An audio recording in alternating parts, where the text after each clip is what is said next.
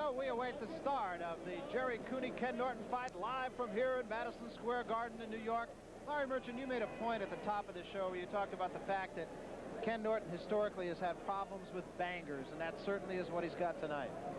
Well, everybody has to remember the fights against George Foreman in particular, because he was a young, very live heavyweight at that time, and he just sort of crumbled in front of George Foreman, went to the ropes, and Foreman just wore him down, destroyed him in the second round.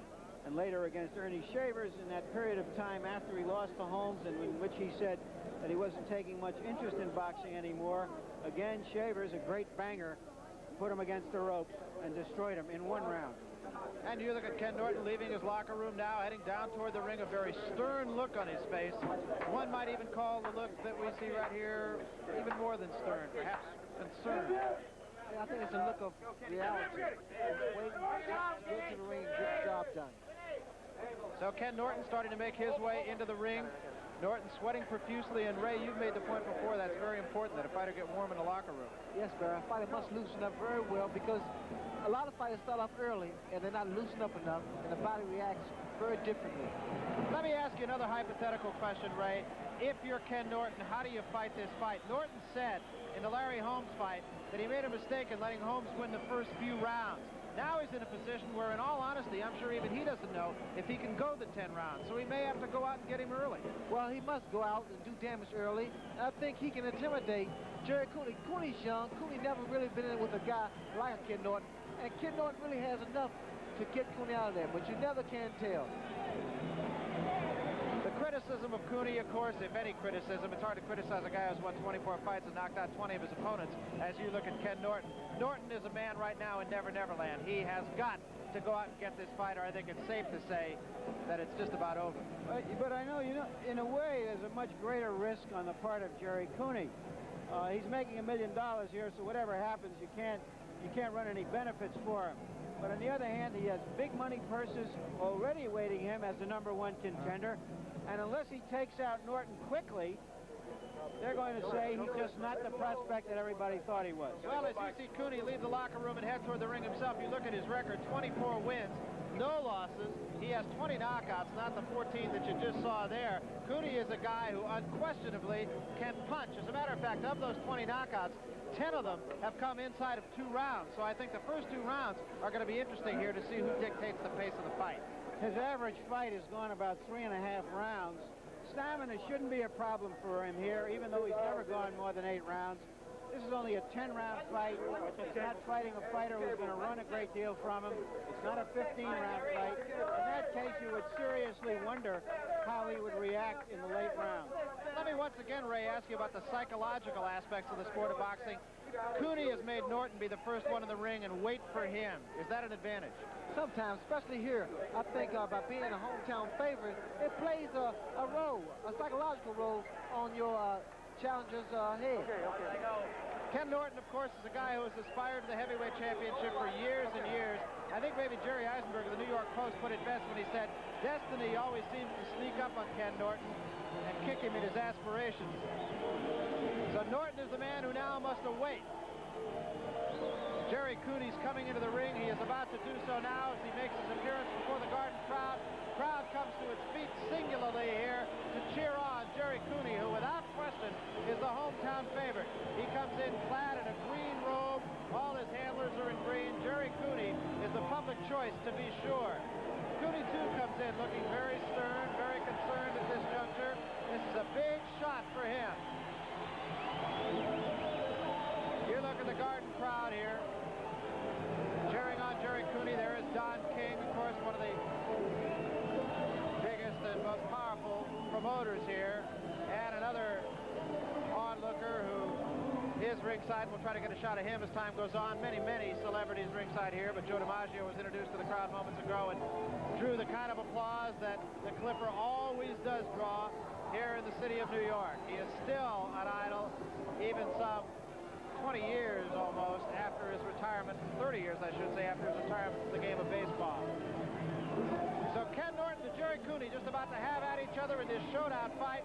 It is absolutely, even though I admit to it being a cliche, a must fight for Ken Norton, for Gerry Cooney.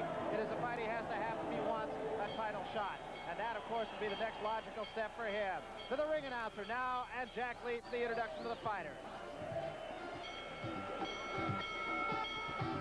Good evening, ladies and gentlemen, and welcome to Madison Square Garden, the world's #1 sports and entertainment center, for tonight's 10-round heavyweight main event, sanctioned and supervised by the New York State Athletic Commission, Jack Prenderville, chairman. Your judges for the main event, Harold Letterman and Tony Castellano. The timekeeper is Fred Abatello. Counting for the knockdowns at the bell is Johnny Lobianco. And your rest. Ladies and gentlemen, here are the principals in tonight's 10-round heavyweight main event. In the corner, to my left, he hails from Los Angeles, California. He wears dark blue trunks trimmed in white. He weighs 225 pounds. Here is the former WBC heavyweight champion of the world, Ken Norton. His opponent in the corner to my right, undefeated in 24 professional fights with 21 knockouts. He hails from Huntington, New York, 225.25 pounds. He's decked out in all green with white and red stripes. Gentleman, Gerry Cooney. 10 rounds, final contest of the evening.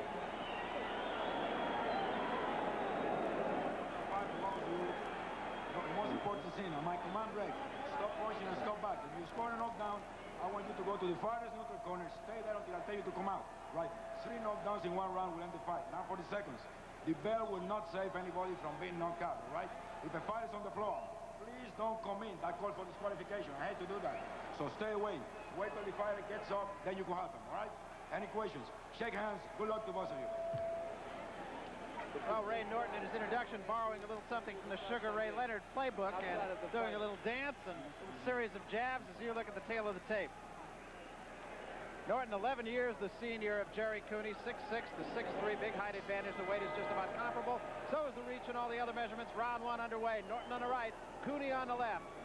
The tactics of Ken Norton in the early rounds will be interesting to say the least. Whether he decides to pace himself, whether he decides to go after the #1 challenger. 10 rounds, 3 knockdown rule is in effect. The bell cannot save either man. A right hand buckled the knees of Norton by Gerry Cooney. First punch of the fight buckled Norton's knees. Left hand to the stomach, and another right hand to the side of the head of Norton, who stands on the ropes. Left hand to the heart by Cooney. Norton bangs away now at Cooney in Norton's corner. And another left hand scores it again. The legs of Norton wobble. Norton is hurt in his own corner. Cooney trying to measure him. Misses 2 uppercuts, but scores with combinations of left hands going straight up. Norton is about to drop. Norton is on his knees and finally slumps in the corner. He is not going to get up from this. The fight is over in 54 seconds. And if there was ever any doubt as to the punching power of Gerry Cooney, Ray Leonard, I think that doubt was put to bed right here. Right. Cooney went out and did pretty much what I expected, but that was very dangerous when he was able to deliver it 5, 6 blows, and the referee just stood there. I think the referee should have stopped the fight a lot sooner. Norton was almost in a position where he was unable to fall down. He was kind of in a lodged position in his own corner. His knees never did touch, and so Cooney, of course, doing the right thing by just continuing to punch. But I think you make a very good point in that Tony Perez may have considered stepping in a little bit sooner than he did. Norton was out on his feet. Norton is still on the floor in his own corner. The first punch that hurt was the first punch of the fight, and it was a right hand that caught Ken Norton right on the side of the head. Well, I was going to make a comment earlier about Gerry Cooney not having his respiration on his body, that he had not warmed up. But as we can see, he didn't need to warm up because he possessed so much strength. And I'm pretty sure this is going to silence a lot of the critics that Cooney has one hand. Well, I don't think there was any question about it. Right from the start of the fight, Cooney hurt Norton with the first punch. Now, I don't know. You may have to go back and you say, was Norton really prepared for this fight? Because the first punch of the fight buckled his knees. Well, I'm quite sure Ken Norton was prepared for the fight. In fact, he's been in the ring with some of the all-time greats, and he knows what happens when you get into the ring unprepared. Ken Norton was in tip-top shape, and I'm quite sure he will give Cooney credit. Now, you and I have had a chance to watch some of the great heavyweights. We've watched Larry Holmes together. Just off the top of your head, how would you compare Gerry Cooney right now with a Larry Holmes? Well, Larry Holmes still has so much more physical attributes. Holmes can move, Holmes can punch, Holmes has a good jab. Whereas that, we really, I think, be very curious to see what Gerry Cooney can do with a guy that is mobile and really a good technician like Larry Holmes. Well, of course, tonight is a great indication of the punching power of Gerry Cooney. There's no question about that. As far as stamina, how far he can go, what he would do against a champion like Larry Holmes, that still remains to be seen. That's true, but what he exemplified tonight, I'm quite sure he's in the back of a lot of people's minds. Right now, they have brought a stretcher into the ring to deal with Ken Norton, who is just now getting to his feet. There's no question that Ken Norton was literally out on his feet. We will try to get a report and give you a medical report on Ken Norton just as soon as that becomes available. The punches that was delivered by Cooney and the leverage and balance that he had with him, I'm quite sure, I can almost say, guarantee that Norton, God forbid, has a concussion.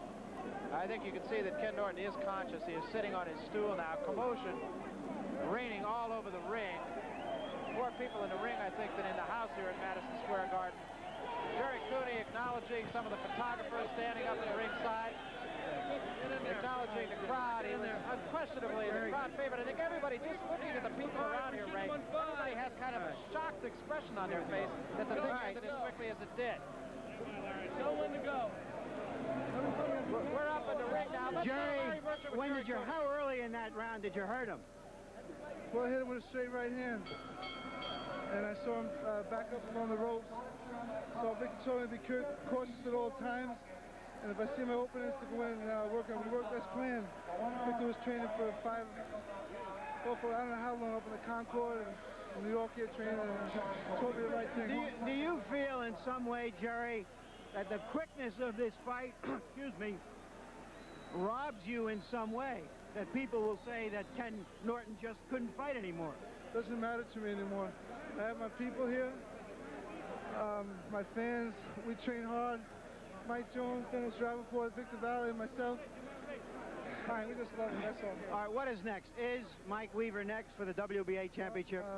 Look to my managers, Mike Jones and Dennis Rappaport and Victor All right, Valley. Mike Jones here is nodding and saying that Mike Weaver will be your next opponent for the heavyweight championship. Would you explain to our audience why Mike Weaver instead of Larry Holmes? Well, since I turned professional, I just do the fighting. My managers do the managing. My man here, Victor, gets me in shape. I just leave it that way. Well, they must be doing a perfect job so far. Dennis Rappaport, would you tell us why is he fighting Mike Weaver instead of Larry Holmes? We really didn't have a choice. Our first preference would have been Holmes. Holmes has refused to fight Cooney, in spite of what he said to the media, where he verbalizes one thing, but in fact and in truth, when it came time to sign a contract, he refused to, they never signed. King was supposed to get back to us 3 months ago. Me and Mike called him several times, never got back to us. After a meeting where we were supposed to sign a contract. Are you concerned that the critics will say, well, he's beaten another fighter of the 70s, he's now going a total of about 4 or 5 rounds with fighters from the 70s, but he hasn't fought a good young fighter yet? Larry, at the end of Gerry's career, he never goes more than 2 rounds. Thank the Lord, and we'll be very happy. It'll prove that he's the greatest fighter of all time. Let the cynics ask the same questions when he's heavyweight champion of the world, because that's his destiny, the championship of the world. Thank you very much. I'll be back in a few moments. I'm going to try to reach Ken Norton. back to ringside. All right, thank you very much, Larry Merchant. Larry is now working his way through some of the crowd to try to get to Ken Norton's corner. We will try to have a report just on what kind of condition Norton is in. If it is at all possible, we will try to get an interview with the loser. We right now are going to have an opportunity to look at the entire, when I say entire, I mean 54 seconds of this fight. There was just never a doubt about the outcome of the fight from the first punch that was thrown by Gerry Cooney, which was a right-hand lead. You heard him talk to Larry Merchant about it as it being a straight right hand. When it happened, I believe we said that the knees of Ken Norton buckled. And now let's take one more look. Ray Leonard, we're going to get a chance to see from the beginning of this fight right to the end of it, 54 seconds long. They started in the center of the ring, and you can see Norton really not going to that peekaboo kind of defense in the early rounds. Well, Norton tried to see whether or not his left jab can do any damage to Cooney. And this is a very fast pace, especially for heavyweights. Now the right hand from Cooney will come right there. The right hand, and you see the knees of Norton buckle just that quick. Great shot. Well, Cooney possessed so much strength, so much power in his left hand and his right hand, as we see. And here he's just taking control of Ken Norton completely. Now, right at that juncture, I think you saw that Ken Norton was a beaten man. He did all he could just to get off the ropes. But again, just a stinging left hand to the face right there. Now Cooney turns Norton around, and once he does that, he misses those two uppercuts. I think it was the last punch he missed. Well, Barry, here we see a lot of punches being thrown, and right here, I think the referee should have jumped in. Look at the punches that are being thrown and landed. Just a brutal beating in a very short space of time, administered by Gerry Cooney to the former champion Ken Norton. Ray, we're going to get another shot at this from a different angle. Let's look at it one more time. Now we see the power that Cooney possesses as he throws that beautiful left hook. It's a very short and powerful left hook. And here Norton is basically trying to hold on because he is hurt. And Cooney's trying to get around him. In fact, he's doing a pretty good job of movement, gaining position, gaining leverage, and starting to take full control of the opportunity that he has here. Now, he missed those two uppercuts, but after that, he did not miss a punch. There's one right here, one, and then two, and another punch that scores up on the shoulder, although at this juncture that could hurt. 3, 4, and 5 or 6 more punches before the referee, Tony Perez, finally stepped in and stopped the fight. There was always the question about the right hand. That question was answered tonight. Right now, Larry Merchant is up in the ring. Let's go to Larry, see if he has a report on Ken Norton. Larry? Exactly 4 years ago tonight, Ken Norton ended the dreams of Dwayne Bobbick with a 58-second KO in the first round. I was here at the time, and I was thankful that I wasn't getting paid by the round. Here tonight, he lasted about twice as long, and that's all.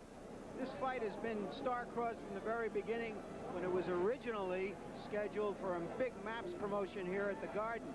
It came back, and the only people who have been hurt worse than Ken Norton tonight have been Madison Square Garden's promoters, because the fight only drew about 7,000 or 8,000 people.